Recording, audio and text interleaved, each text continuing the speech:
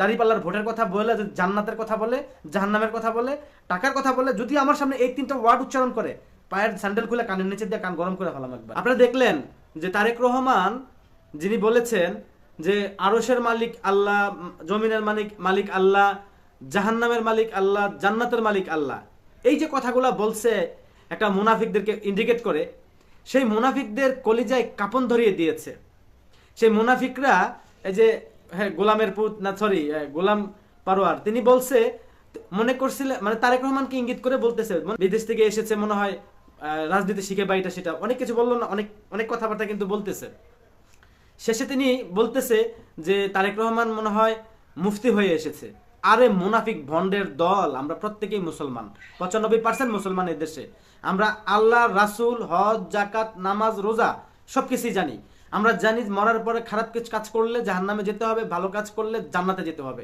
সেটা সেই মক্তবের হুজুরই শিক্ষা দিয়েছে ছোটবেলায়। যখন কিনা আমরা অনেক ছোট, তখন থেকে এই মক্তবে ছাত্রছাত্রীদেরকে শিক্ষা দিত। তো অতএব বুড়া বয়সে আইসা যদি শুনতে হয়, মধ্য বয়সে আইসা যদি শুনতে হয়, ইয়াং জেনারেশনরা যদি শুনে পড়াশোনা শেষ করে যে জামাতের দাড়িপাল্লায় ভোট দিলে জান্নাতে যাওয়া যাবে, চিন্তা করছেন? তো সেই জনগণ, সেই ইয়াং জেনারেশন, মধ্য বয়সী সেই বয়স্ক মানুষগুলা তাহলে সেই মুনাফিকদের কপালে গালে জুতা মারবে না? কেন মারবে? কেন জুতা মারবে না বলেন?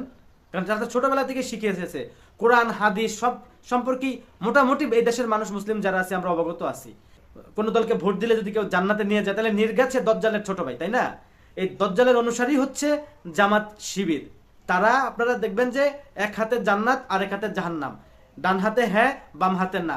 ডান হাতে আপনার দাড়িপাল্লা, ভোট দিলে জান্নাত, বাম হাতে আপনার যদি ধানের শীষে ভোট দেন তাহলে আপনার জাহান্নামী। এই যে কথাগুলা, এই যে দজ্জাল তো একটা চরিত্র, এই দজ্জালটাই হচ্ছে বর্তমান শফিকুর রহমান। তার ভিতরে ইসলামিক কি আছে? জেনারেল লাইনে পড়াশোনা করছে, আসছে নিরামিষ পার্টি থেকে, সে কি জানে ইসলামের? আপনারা ভালো করে একজন আলেম নিয়ে যদি তারা বসান, সে একটা হয়ে যাবে অলরেডি, কারণ সে ইসলামিক ধারণা তার ভিতরে নাই।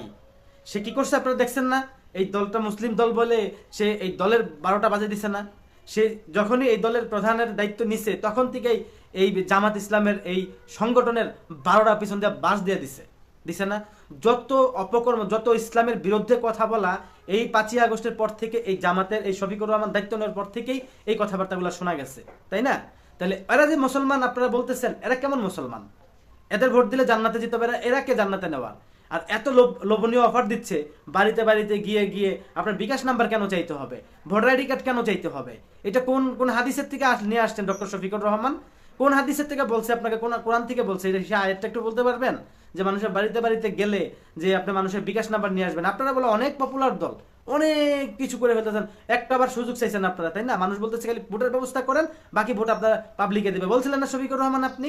তাহলে আবার বিকাশের টাকা কেন দিতে হয়? আপনার কর্মীরা গিয়ে কেন নারীদেরকে বলে এই দুনিয়াতেও সুখ হবে, পরের দুনিয়াতেও সুখ হবে, এই দুনিয়াতে সুখের জন্য বিকাশের নাম্বার দেন, তাদের থেকে নাম্বার নিয়ে আপনারা এই তারা আপনাদের নাম্বার নিয়ে যাবে, তারপরে আপনাদের তারা নাম্বার নিয়ে গিয়ে আপনাকে টাকার ব্যবস্থা করে দেবে। তাহলে আপনারা টাকা দিয়ে ভোট কিনছেন, এটাও তো একটা জালিয়াতি, এইটাও তো একটা ভণ্ডামি, প্রতারণা এই দেশের মানুষের সাথে।